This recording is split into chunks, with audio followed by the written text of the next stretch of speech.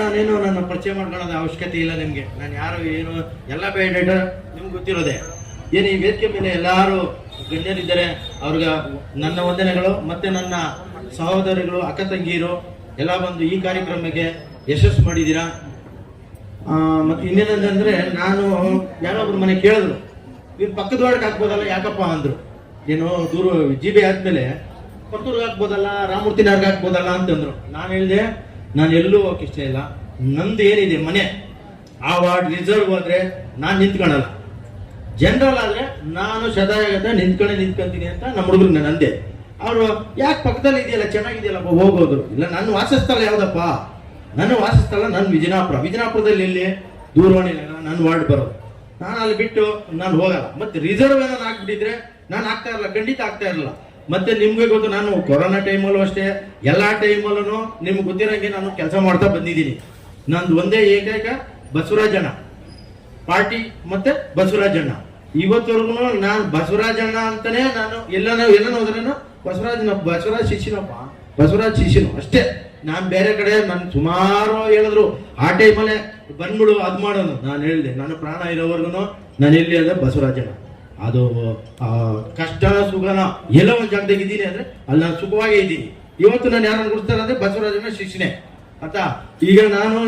ಈಗ ಆಚೆಗೆ ಬಂದ್ಬಿಟ್ಟಿದ್ದೀನಿ ಅಂದ್ರೆ ಆಕಾಂಕ್ಷಿಯಾಗಿ ನಿಮ್ಮ ಜನಗಳ ಮಧ್ಯೆ ಬಂದಿದ್ದೀನಿ. ದಯವಿಟ್ಟು ಈಗಿತ ಏನ್ ಬಸವರಾಜನ ಆಶೀರ್ವಾದ ಮಾಡಿದ್ದಾರೆ ಅದಕ್ಕೆ ನಿಮ್ಮ ಮನೆ ಬಾಗಿಲಿಗೆ ಬರ್ತೀನಿ, ಆಶೀರ್ವದಿಸಿ. ಹೇಳೋದು ಈಗ ನಿಮ್ಮ ಮನೆ ಮಗ ನಾನು. ಇಲ್ಲಿ ಎಲ್ಲ ಮುಖಂಡರುಗಳಂದ್ರು, ನನ್ನ ಬಗ್ಗೆ ಹೇಳಿದ್ರು, ಅವ್ರಿಗೆ ಯಾವತ್ತೂ ಧನ್ಯವಾದಗಳು. ನಿಮ್ಗೂ ಗೊತ್ತು ಪ್ರದೀಪ್ ಗೌಡ ಯಾರು, ಏನ್ ಮಾಡ್ತಾ ಇದ್ದಾನೆ ಅಂತ ನಿಮ್ಗೂ ಗೊತ್ತು. ಅದಕ್ಕೆ ಈ ಕಿತ ಒಂದು ಆಶೀರ್ವಾದ ಮಾಡಿ. ಬಸವರಾಜನ ಆಶೀರ್ವಾದ ಮಾಡೋರೆ, ಆಶೀರ್ವಾದ ಮಾಡ್ತಾರೆ, ಮತ್ತೆ ಮಾಡ್ತಾರೆ. ನಾನು ಕರ್ಕೊಂಬರ್ತೀನಿ ಬಸವರಾಜನ ಎಲ್ಲಾ ಮನೆಗೂ ಭೇಟಿ ಮಾಡ್ತೀನಿ, ಕರ್ಕ ಬರ್ತೀರಿ, ಕ್ಯಾನ್ವಾಸ್ ಮಾಡ್ತೀರಿ, ಎಲ್ಲ ಆಶೀರ್ವದಿಸಿ. ಮತ್ತೆ ಇನ್ನೊಂದು, ಈ ಎಲೆಕ್ಷನ್ ಅಂತಲ್ಲ, ನಾವು ಬಸವರಾಜಣ್ಣಿಂದ ಇರೋದು ಒಂದು ಆ ಅಪ್ಪನಿಗೆ ನಾವ್ ಏನೇ ಇವಾಗ ನಮ್ಮ ದಿನೇಶ್ ಅಣ್ಣ, ಬಾಬುಚಲಂ, ನಮ್ಮ ಗೋಪಾಲ್ ಅಣ್ಣವರು ಎಲ್ಲಾರು ಹೇಳಿದ್ರು, ಏನು ಷಡ್ಯಂತ್ರಗಳು ಇವೆಲ್ಲ. ಅದನ್ನ ಏನಾಗ್ತಾವ ಅಂದ್ರೆ, ಮಾವಿನಕಾಯಿ ಗಿಡಕ್ಕೆ ಅಂತ ಕಲ್ಲು ಹೊಡೆಯೋದು, ಕಾಡೆ ಇದು ಮುಳ್ಳುಗಿಡಕ್ಕೆ ಯಾರು ಕಲ್ಲು ಹೊಡೆಯಲ್ಲ ಅಂತೆ. ಫಲ ಕೊಟ್ಟು ಏನು ಮಾವನ ಫಲ ಕೊಟ್ರನು ಕಲ್ಲು ಹೊಡೆಯೋ ಜನಗಳು.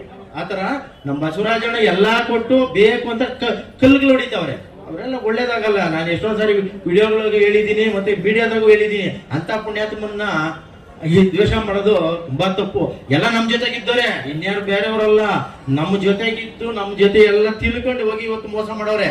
ಎಲ್ಲ ಕಾಲ ಉತ್ತರ ಕೊಡ್ತೈತೆ. ಯಾರಿಗೂ ಕಾಲ ತಪ್ಪಿದ್ದಲ್ಲ. ಬೇಸಿಗೆ ಕಾಲ ಬಂದ್ರೆ ಮಳೆಗಾಲ ಬರ್ಬೇಕು, ಮಳೆಗಾಲ ಬಂದ್ರೆ ಚಳಿಗಾಲ ಬರ್ಲೇಬೇಕು. ಹಾಗೆ ಬಸವರಾಜನಿಗೆ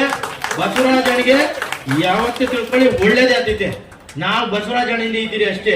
ನಾವು ಎಲ್ಲರೂ ಬಸವರಾಜಣ್ಣ ಅನ್ನೋ ಒಂದು ಏಕೈಕ ನಮ್ದೇನಂದ್ರೆ ಬಸವರಾಜಣ್ಣ.